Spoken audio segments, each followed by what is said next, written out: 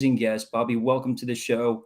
We have Valerie talking about San Diego Comic-Con, giving us a roundup. Valerie, what was your just initial impressions of the con this year? I was blown away, honestly. It was my first San Diego NFT Con, or San Diego NFT Con, Comic Con. It was my first Including Comic NFTs Con. this year. That was the great thing about this year is like there was a huge NFT presence, and you were leading that by being head of the party for the Oni Force. Yeah, no, it was a great time. And it was, of course, shout out to Cool Cats and Pudgy Penguins who are also had a presence at Comic Con. So it was awesome just to see the community get together and support one another. And of course, show up and show out for our Oni Force, project as well. Super excited. We're going to talk more about that. We're getting more details, but I can't hold back my. It was so fun. It was awesome. also my first San Diego Comic Con. It was your first con, right? This is what, your 11th or 12th, so it's a little con, yeah. The magic isn't quite there for you anymore. But I think it's still there. Val and I, you still got it. But I was just so pumped. I had been to some smaller cons before, and this was the first time at the big one, and I just had so much fun and so many great installations, and getting to go and see these other NFT companies there and have Oni there. It was just cherry on top of everything. So yes, really I would recommend, and if not, stick around for the recap after the interview with our special guest today, Paul Jenkins, most well known for writing iconic comic book series such as Peter Parker Spider-Man, Spectacular Spider-Man, Batman Dark Knight, Batman Legends of the Dark Knight, Incredible Hulk. I mean, this is insane. And the landmark Wolverine origin. And so credited with creating iconic characters such as Black freaking Widow, Captain Marvel, and dozens more. He's gone on to become known as this cross-platform guru, somebody who's taking that style of storytelling into video games and now into Oni Force and Web3. So super excited to welcome Paul Jenkins. Paul, welcome to the stage. Hey guys, how you doing? It's good to be here. Super good to see you again. Now that we're all intimidated to talk to you, can you talk to us about what your approach has been? Just taking story, as you had so much experience in comic books, and bringing this into this cross-platform mentality. I think each form of storytelling is, each genre and each medium is something that you have to kind of look at and understand, and they have differences. But the approach of storytelling is relatively universal. I'm lucky enough to have this sort of gray beard now, and so I've been doing this for quite some time, and it's easy for me to be able to articulate because I teach at university sometimes, and I lecture on the future of storytelling. So I've often lectured at futurism conventions about this kind of thing. When you get to the bottom of it, I think my job is to engineer people's emotions, to move people's emotions, and so if you can more broadly define storytelling, if you realize that it's just making people feel something, that the entertainment is really a mirror that you hold up to somebody's existence, and they hold up a book or they watch a show or something, and it's a mirror about themselves. As long as you understand those kind of things, then it really doesn't matter which medium you're working in. Storytelling is universal, It's interesting to see because, that's the thing is you're going from the comic books and then going into and bringing that universality into storytelling in Web3. Are there specifics in Web3 that you're excited about where you're like, oh, well, that way of telling a story, whether that's through Discord or Twitter or what have you, the machinations and the articulation? Yeah, I think the thing about Web3, what I'm learning, and I think it's something that I kind of predicted actually, is that Web3 is kind of like a Web3, Web2 hybrid, if you see what I mean. Sure. Web3 expands the opportunities to tell stories, but it allows you to kind of move into, you can have a story that exists in 5 or 6 different places, right? It's really a great forum for cross-media development and production. So we can also look at access, because I've always thought that the thing about the underlying technologies, for example, is that they can act like a key to something. So instead of just being a PFP, which I think is where Web3 and NFTs kind of went down a weird path, it can be a key that opens things up.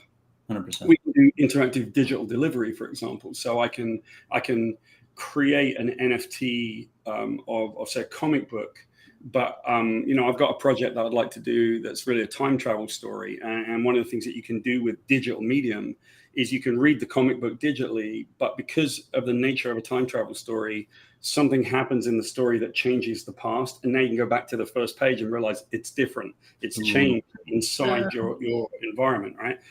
So I want to tell stories like that, and this medium gives me opportunities to tell new, really interesting stories like that. It's fantastic, and I think you have such interesting experience, given that you've worked on the same characters, like you've done Peter Parker, Spider-Man, and Spectacular Spider-Man, working within sort of like the multiverse. What challenges are overcome in that process? Well, when you're saying the multiverse, it's sort of the multiverse is if you're talking about the Spider-Man multiverse, for example, that was a later construct, right? It was always a thing. Yeah. When I came into doing Spider-Man, frankly, I didn't pay much attention to what had gone before. And that sounds like sacrilegious, but it's actually probably a good idea. Yeah. I'm not a lifetime comic book reader. I'm a creative person that happened to work in a lot of comic books, right? Mm-hmm. So I think one way that we can look at this is to say, look, a multiverse was created with different versions of Spider-Man. Actually, before Miles Morales, I had written a story in Peter Parker Spider-Man about a little kid that thought Spider-Man was his best friend, his little African-American kid. And Spider-Man is revealed at the end of the issue, spoiler alert, to be a black man modeled on the basketball player Allen Iverson, right, at the time. Mm-hmm. So sort of like, there are plenty of versions of Spider-Man. There are plenty of ways to tell that story with Spider-Man. But I think if you're stuck in what went before, like what we call continuity, I think it tears you apart. You need simplicity in storytelling. It's one of the things that I'm sort of hopefully bringing a little bit to Oni is trying like to a diverse perspective on it. It's so Say cool. Again? It gives you like a very diverse perspective on it, which makes it so cool. That's cool to hear. Yeah, that's really the trick, Bobby. Like, I'm looking to take something and simplify it to some extent. It's one of the big pitches I made to the folks at Oni, because I've had experience. Like, one of the things that I worked on, which I've pretty much done everything at this point, but for a time I worked with Riot Games on League of Legends stuff, and when I did, I found that I sort of like came there and they had a bunch of lore, but there was no real core understanding of the characters beneath it, so they'd sort of thrown a bunch of stuff up against the wall, and now we were trying to sort these things out. Right. So one of the things that make something out of it. You're like, well, some of this isn't worth using. Yeah, some of it's not worth using, right? So over here and make a new thing. Yeah, exactly. And one of the first things I did was I said to them, look, there's one way of doing this, not two. Okay, only one way of really doing it. You tell great stories, and from that, lore is built, right? So if you tell really good stories, then lore of the lore of the universe will come about. But what we've done in the sort of PFP NFT kind of space a little bit is we've created lore, and then we're hoping to tell stories from it. And so one of the things that I sort of pitched to the Oni folks a little bit to begin with was to say, look, we've got a lot of lore, but I don't think the audience will worry too much if we sort of put some of it to one side, because otherwise it gets really, really convoluted. And we find the really, really important salient kind of points, and we just tell stories about that lore to begin with, and then we can expand. And I think that's what you've been known for, especially with the Incredible Hulk, like going into the psychology of that character. Is that your first step? The first step, yeah, is very similar. Yeah, the first step is, if you can't tell me why your story deserves to exist, you shouldn't be writing it. Give me a theme, give me a reason for this story to exist.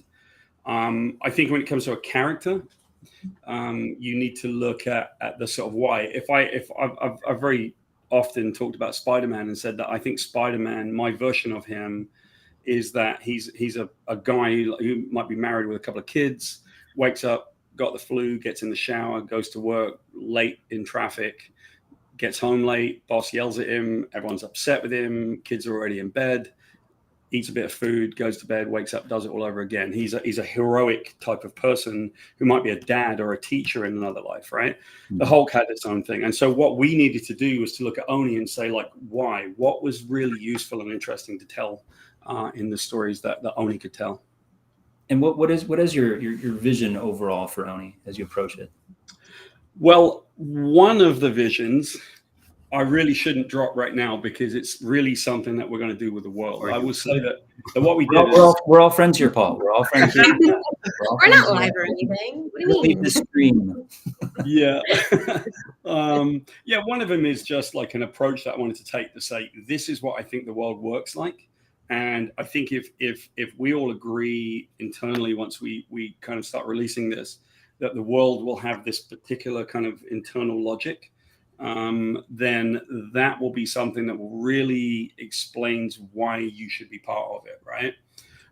It really gives, like the biggest goal I have right now is to go to the holders and say, I'm writing a story that really gives you an opportunity to take your Oni and feel like you're part of this story, right? And at the same time, I have to go to someone who's never heard of it, doesn't care about it, not even interested in it, and show them these comic books or this work for the first time and have them say, yeah, that's pretty cool. I like that. Right. So we've got like a little bit of a task to overcome right now. And I think that there's a little too much lore right now. So we're just finding the right pieces and using them and then putting them aside, you know. Gotta trim the fat. Trimming the fat. And I think you guys have really not just trimmed the fat, but have reconstructed using just the bones of it with Hunter X. And I think Hunter X seems to be this really great experiment, if you will. How have you been approaching building Hunter X with the community? So the first thing I did was I went to gain the community's trust, right? To say to them, look, I'm going to listen to the things that you say. I want to get your input. I want to see what you've done so far. I'd like to talk with you about what we're doing so far.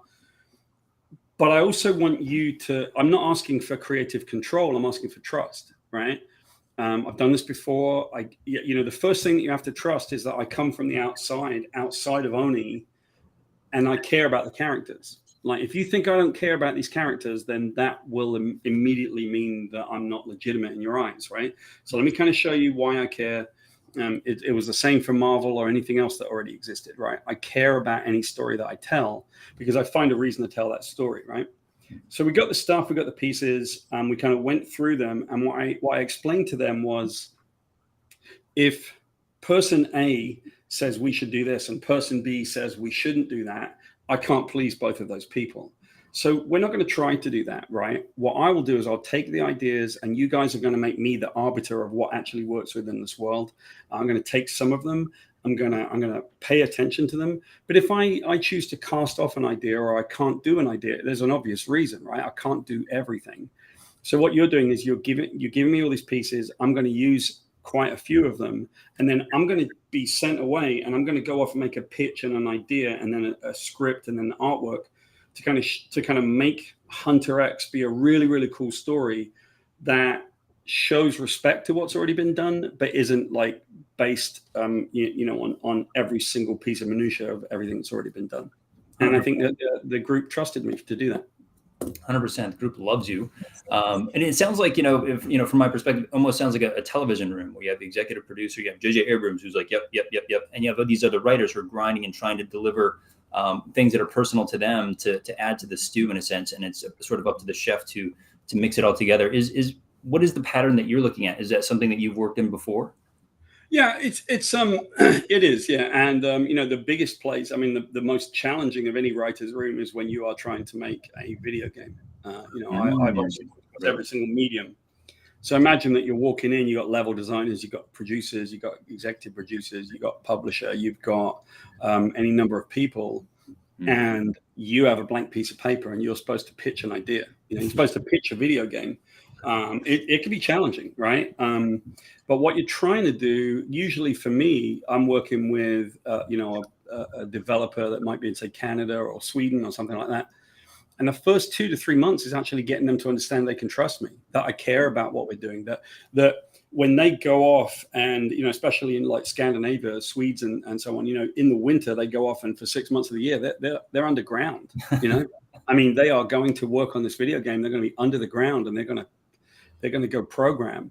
Mm-hmm. And so anything that I write has to have enough respect of the fact that they're going to go off and like constantly work on it and program it. So I think it's just like making sure that people believe that I care about what we're making. And if they believe that and they know that I care, that's when things really start to work among a group, you know?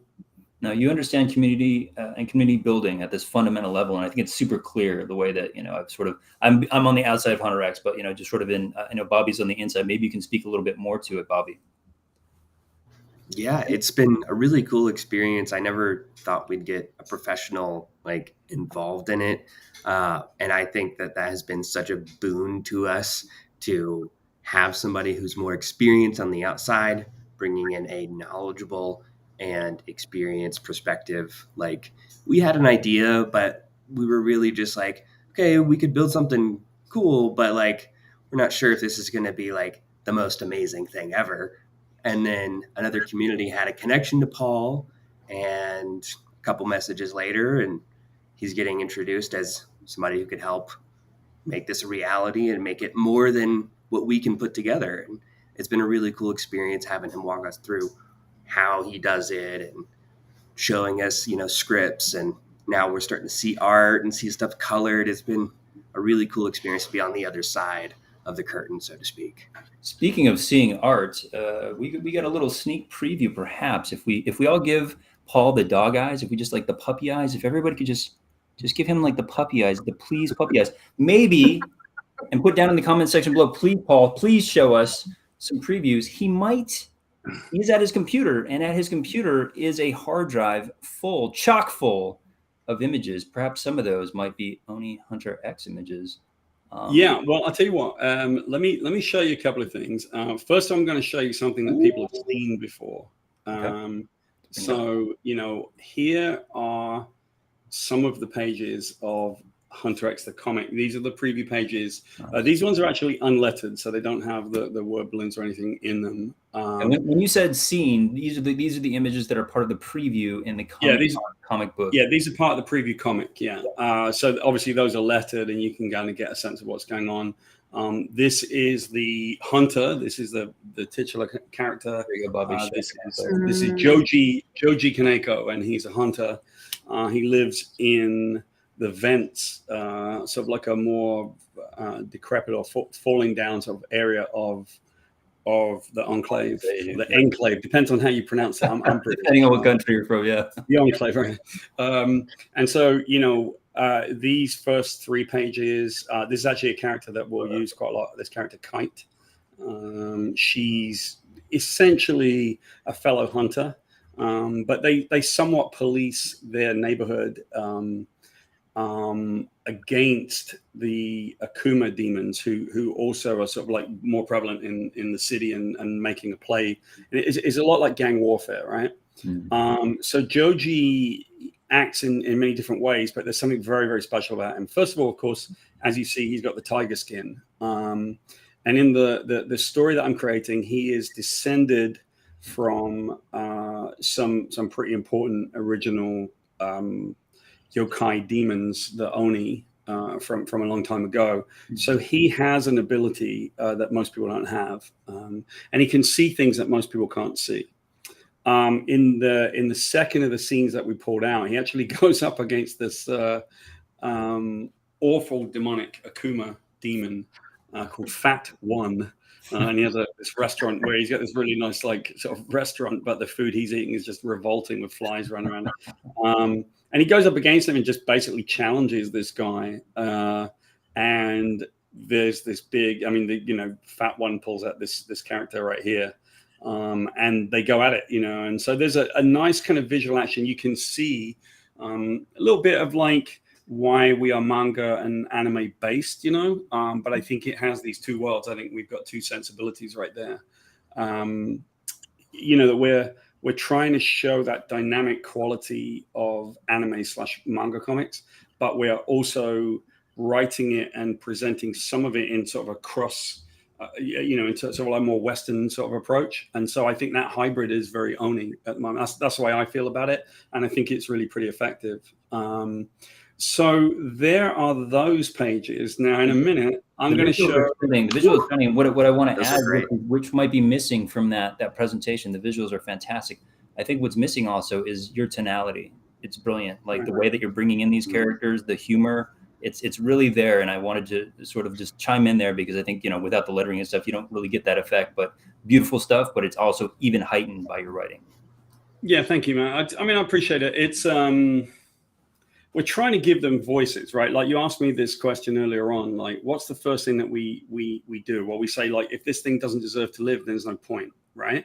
We'll find out, for example, about the character of Joji, that he has a real tragedy, something that, you know, he can never overcome, right? And once you find out that tragedy, and once you see what Joji is trying to do and the experiences that Joji's having in the world, you're going to realize, I kind of love this person. I want them to succeed, right? And that's the point, right? Like, is you got to feel like you can go on a journey with this person.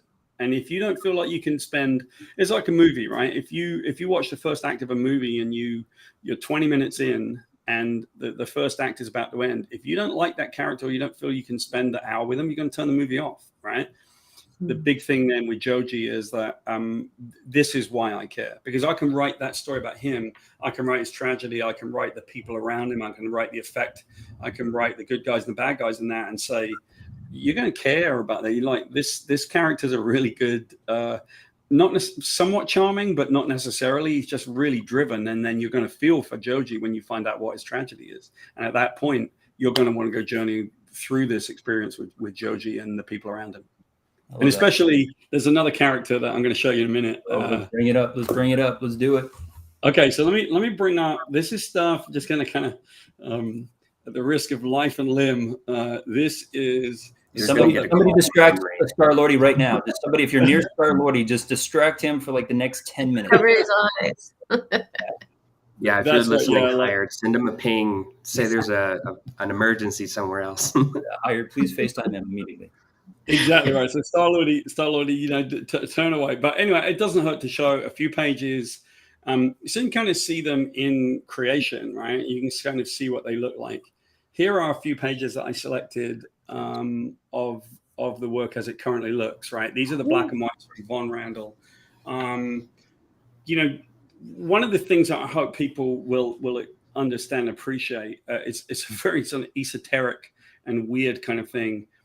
But when you have comic professionals like myself and Von doing this, we understand such things as like panel layouts, right? And perspective and things like that. Things that give stuff a really dynamic quality that make a comic book look like a comic book, right? And feel like a comic book. How much is your input there? Like, so if you're setting up this frame, how much are you drawing out loosely what it should be and then translating that for the artist?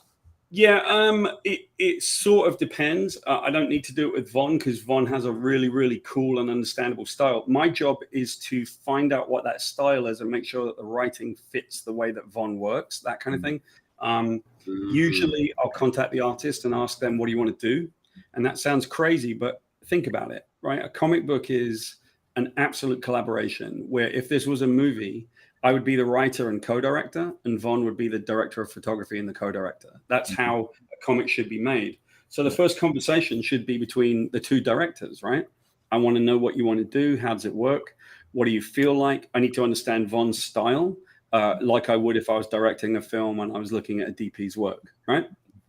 100%. So from that, I write, full panel descriptions to say what's in it. Sometimes it's just what Joji's expression might be, like this little bit up here, to say this is what Joji's thinking or feeling right now.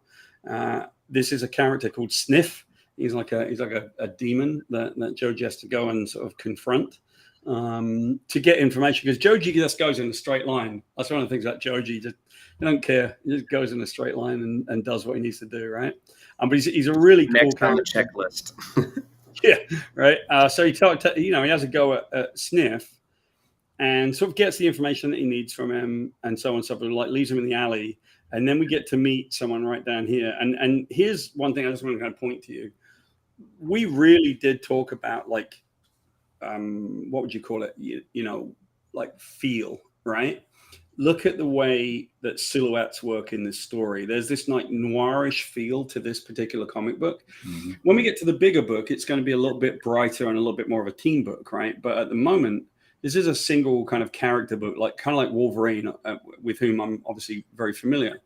So this one has a little bit more mood. It's kind of noirish. And as you can see, so it leaves the thing, and we run into this little guy.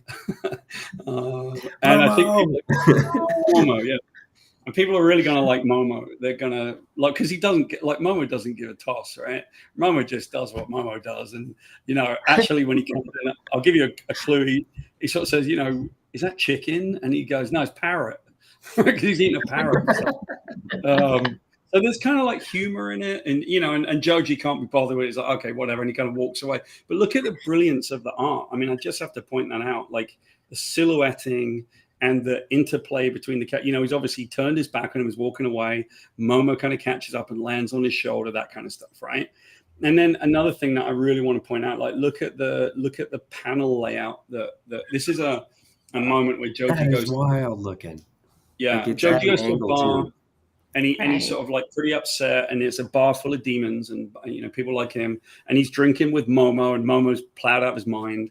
And he's got this tragedy. This is the girl that he loved. And, you know, he falls into drink and despair, and you can see the people around him just kind of disappear. And now, but the way that he did it, where we're just seeing him think and watching him reflect, and then the panels are just kind of broken down like this. It is hopefully something that you guys are seeing, you know, for the first time. You're seeing that we care about this book, and we love it, and it's going to look really great, and it's going to feel really good too. So hopefully there's a good little preview for you guys. That is 100% what we're seeing. Let me tell you, that looks really well cared for, well considered, and executed at the highest level. I mean, we're looking at you two guys working, you know, as you said, with a level of care for these characters, and at the highest artistic level, you know, than any book out there, really. So super excited, and thank you so much for that sharing. That's really awesome. That was quite a treat. Well, you know, the next thing from my involvement is, you know, I've come on with Oni as an artist in residence. You know, I'm excited to be part of that. I appreciate Star-Lordy giving me, you know, that kind of backing and allowing me. The thing I always ask for is, you know, please, like, trust me. You know, trust that I care, and trust that I know what I'm doing to some extent. Doesn't mean to say I'm right about everything. It means that, like, trust the fact that that little gray beard right there has seen a lot and knows kind of how to tell a story and cares about this stuff, right? But then, you know, it's a collaborative medium. I mean, it doesn't mean to say that everything's perfect, right? So, you know, a first draft, for example, is never perfect. It's what we call the vomit draft, right? You vomit it out, you get it, you find out what's wrong with it, you start fixing it. So from Hunter X, you know, what I've started doing with Oni and what I've started doing with Star-Lordy is working on the bigger picture. You know, we're now working on the real breakdown of what Oni will be, what it is, what we have right now, and what we're going to do with it. So that if you see Hunter X be kind of focused, you can now see that we're getting the world, and we're getting the world to be a little bit more focused and working out the rules. One thing I was talking with Star-Lordy about the other day is just like one of the things of how we build a world. You know, I've written this kind of document internally to say, you know, how do you build a world, right? Like, how is it done? And one of the things I was explaining to him was, imagine that if you drive with the law, you're making a mistake, right? Because you're trying to actually attend to all of the things that you've said. Well, there's this person and that, and this lives over here, and that one, and this person's 19, and this person does it, and you're like, you know, you can't do all that stuff, right? So you have to tell great stories like we're doing with Hunter X and other future stories, and then from it we build the lore. But just because you're not driving the story with lore, that doesn't mean to say you shouldn't have a good idea of what that is. You know, you have to know the relevant rules of your world and kind of stick to them. So the point I made to our group internally the other day was this. Let's say that you created a little Harry Potter kind of bookstore on a high street in London. You know, you go down the back of a little street and you find a little store, and it's this little like magical bookstore. Well, you know, you're going to tell your story in that little bookstore, but it never hurts to know what are the two stores either side. You know, a pet store and a little mom and pop hardware store, for example, because then you can think, well, you know, my main character might walk out and say hi to mom and pop one day, or go in and be nice to the pets, or find, you know, like, I don't know if that's going to happen, but knowing that those two things are there in my mind means I kind of know what my world looks like and what it feels like, right? And the kind of people that are walking on the street and what they're doing and why they're coming into the bookstore, all of those things make sense, you know? And so it's the same with Oni. I know I've now made a big pitch internally about how the world works, where it came from, what its history was, you know, what the rules are, what the different areas of the enclave are. All of those things I've made as a pitch, which we can move around. And we may never use any of that stuff, but it's good to know, right? That's kind of the way we're approaching it right now. Good guidelines. And this is the great part about the sort of the Oni community is, you know, your neighbors are basically 7,776, like, you know, Onis. And how can individual holders, you know, because we have the rights, you know, to our IP as holders, how can we begin to participate in this world that you're building? What is it that we can be doing today? I will tell you that a little bit of it is, hang on for a minute, right? Because we're going to be pitching a scenario in the world that we are creating, right? In the Enclave. Going to be, you know, the events of Hunter X and then the events of the book that follow on, which is actually, I think, Oni Force, right? The events of those books will provide us with the forum and the idea that can literally drive the imagination of every single one of the holders, right? If you take what's happening in the world and the upheaval and the things that happen and the story that we're going to tell, and then this massive event that we're going to do, and you're going to see what's happening, you then will be able to look at your Oni and say, oh my God, in that story, my Oni would do this. And this is what person they are. This is where they live in the Enclave. This is what section of town. This is what I want them to do. So in a sense, what we're doing is we're kind of sparking the imagination. We're giving every Oni holder, and it's something that I'm very used to doing in video games, right? I don't tell you the story in video games. You tell your own story in video games. I just give you the tools to tell your own story. So think of how a video game works, right? I may want you to follow my story, and it may be a very emotional story, and you may get to a T-junction. And so if you turn that way, you're going to go into my story. But if you go that way, you might play a mini game for 50 hours, right? You might just really like what's over there and go mess around with it for 50 hours. Right. So how do you pace a video game? Well, you kind of don't, right? You kind of understand that the audience are the storytellers. They're their own actors and storytellers in this world. In this environment, what we're doing is we're saying to the community is a massive part of the way this story is told. So we're going to tell some stories over here with these characters, and we're going to give you what's happening in the world of Oni. And in the Enclave, we're going to tell you what that is. And from there, you guys can go off and hopefully this will spark your imagination, and it will help you make decisions. Who do you want to be? Why do you want to be? Where do you want to be? That's giving people tools to tell their own stories. That's super exciting. I'm imagining a side quest with Momo. Right. Or whichever little, those little guys in the story right now are called Hirondines, right? So Hirondines are like little leeches. They're like little psychic leeches. And there are a bunch of them, right? So if you are Oni, you know, if you are Oni, if you're a hunter, you may well have a little Hirondine.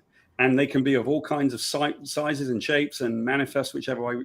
So you can make your own, right? You can invent your own. You can have your own lore. You can have your own stuff. And I think that will be something that holders will really, really appreciate as they begin to realize that we've done like a video game does. We've given you the tools to tell your own story. And here's the events that you can work with. And here's the kind of factors and elements. Go ahead. Have fun. Amazing. Valerie, did you have something? No, I love that. I think that makes sense, especially for, you know, maybe someone like myself or others who may not have that experience of writing as much and storytelling. Like, where do you start? And if you want to participate, you know, with the community, and we are a collection, how do you make us all come together? Maybe not necessarily have all the same story, right? But where we have the same foundation. And I think that's what you're doing. And I love that. I love that you're setting the foundation for the community to build their own story. Good. Well, listen, This isn't alpha because I haven't even asked Star-Lord about this, but there's something that I have in mind that I think would be really good for the community, and I'm hopeful that as I participate personally, I can do this, right? I kind of want to be a sounding board for people that don't have experience writing, right? Because I've got a lot of experience, and to me, like, being creative and working out how to do this is easy. It's kind of like the business of creativity that I find really hard sometimes, you know, getting funding and how it all works. That stuff is exhausting, right? Because I'm not supposed to do that. I'm supposed to be the guy that like makes stuff, and the stuff I make makes everybody a lot of money, right? And I love doing it, and I'm really good at it, and it's simple for me. So one of the things I really want to set up is that people, you know, like yourself, Valerie, who may want to make something but not quite sure about the specific systems that you do to make something, I want to make sure that you have resources, whether it's within the community or myself or something like that, where we can help you make your story and your character. We can give you all the tools. Think of it like this, maybe. In a video game like Fallout, when you start playing the video game, you get to almost like Dungeons and Dragons your character a little bit. You get to say, well, I've got 7 strength and 5 intelligence and 2 this and 2 that, right? You know, you get to choose what kind of thing you want to play with, right? And so I would like to do that, but a little bit on steroids, where you get ideas that you can play with and things that you can do. And that sparks you to be able to work out what your character is. Well, I'm all for that. If I get to work alongside Paul Jenkins and he gives me some guidance and resources and tools, that sounds amazing for anyone, yeah, in the same position as I am, who may have some sort of ideas, but just need some guidance. And, you know, I say, if Star-Lord, if you're hearing this, watching this, yes. Let's go ahead. Yeah, put some pressure on Star-Lord. Put down below in the comments, yes, Star-Lord, please.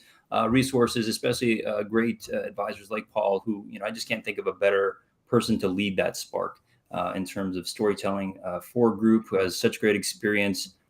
Don't mind the gray beard. It's just you have a passion. You have a clear passion for this, and it's very inspiring. And I hope that is translated into the community, because I think once this community understands the power beyond just, you know, what the power of the NFT is, with holding the IP in something that somebody's building such a great foundation for, how that can create value for yourself is going to be very, very transformative for each person participating, as well as be, you know, just a beacon in Web3. And so, Paul, thank you so much. I hope to have you again many times, because this sounds like you're in process and so many great things.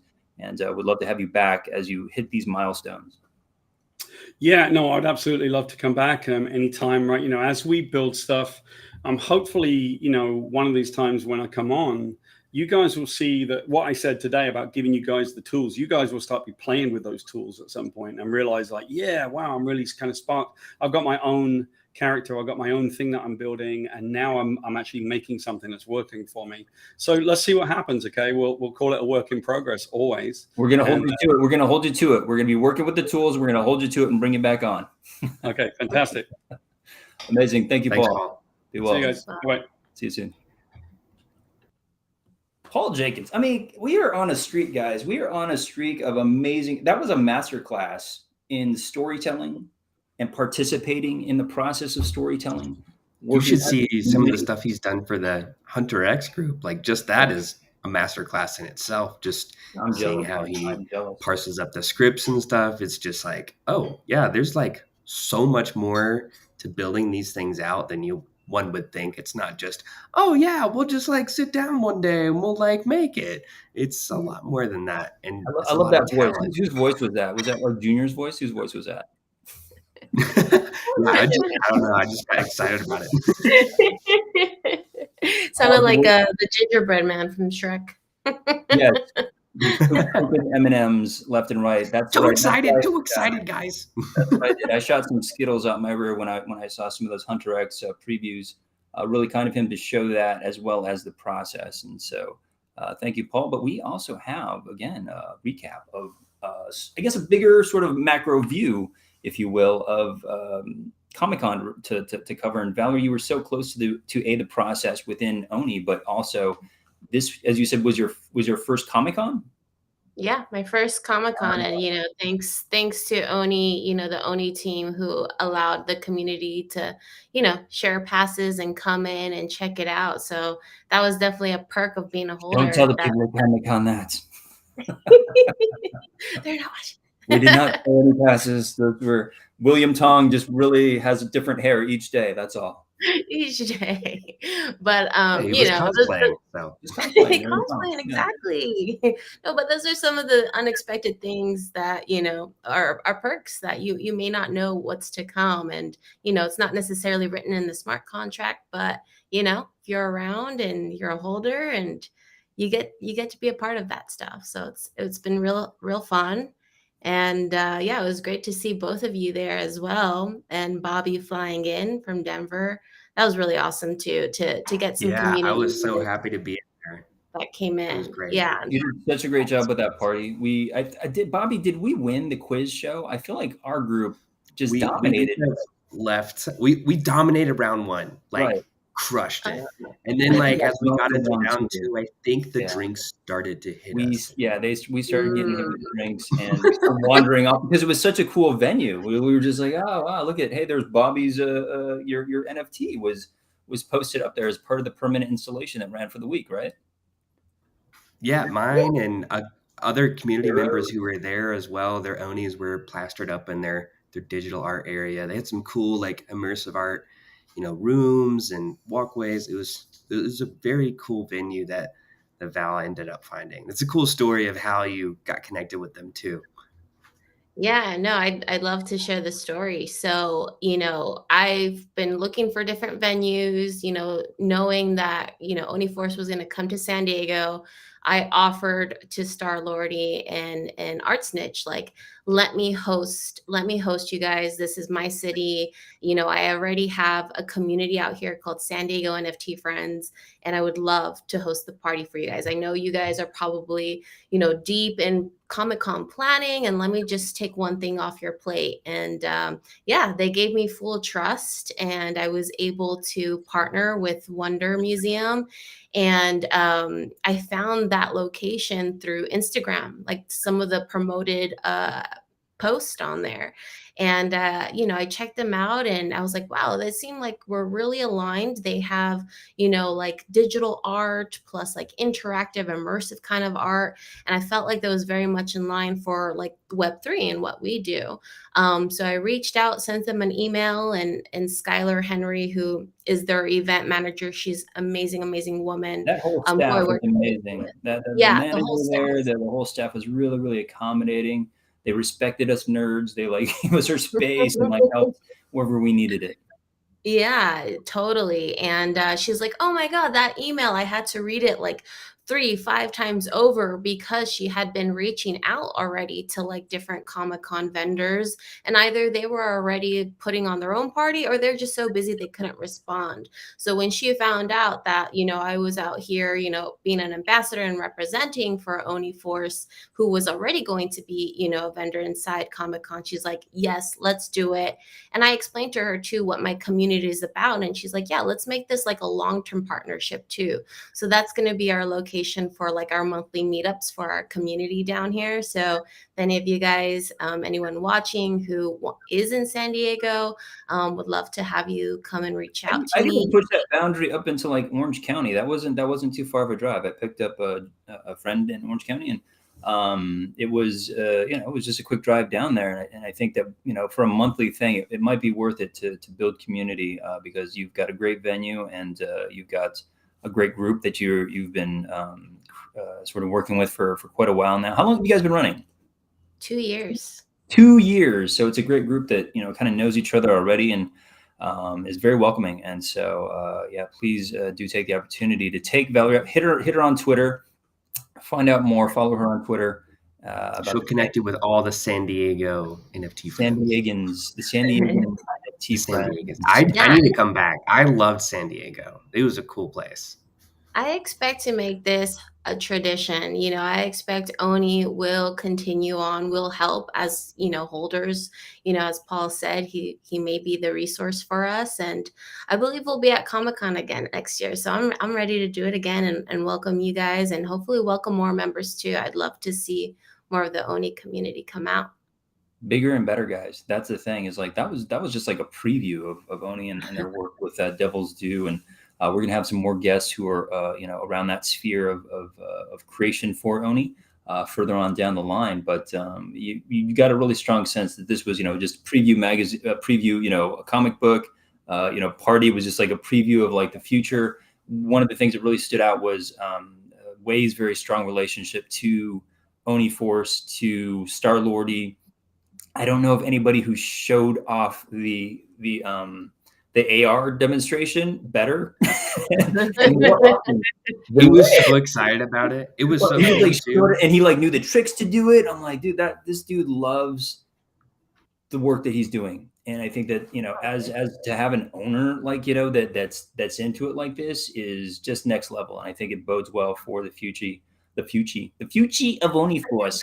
The future of course is very, very bright, the future, and I'm excited to share it with you guys. And thank you again for joining me. Any last words? Any last thoughts about Comic-Con or Oni? Or well, I will say, as a holder, wasn't really sure what to expect. Right, wasn't really sure.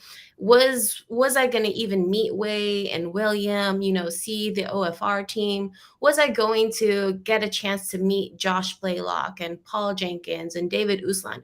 Of course, we know they're going to be around, but I can only imagine they're so busy, along with Star-Lordy and Art Snitch and Hired and the rest of the team, right? So it was like, okay, hopefully I bump into them. But no, they were there, like at the booth every time I was pretty much coming up to the booth inside Comic-Con. I literally saw Paul Jenkins talking to these young kids and their parents, like, hey, have you heard of Oni Force? What do you think? And he's drawing characters and he's signing the comic books. Like, he's there. Like, when he says he cares, he really does. And he wants to build that trust, obviously with us as holders, but I think even trying to bring in the next generation, the youth that is going to be growing up with our characters. So that was so awesome to see. Same thing with Josh Blaylock. He was there at the booth the whole time, trying to let the people know about what Oni Force is and everything. And I have my book here. Got Paul to sign it.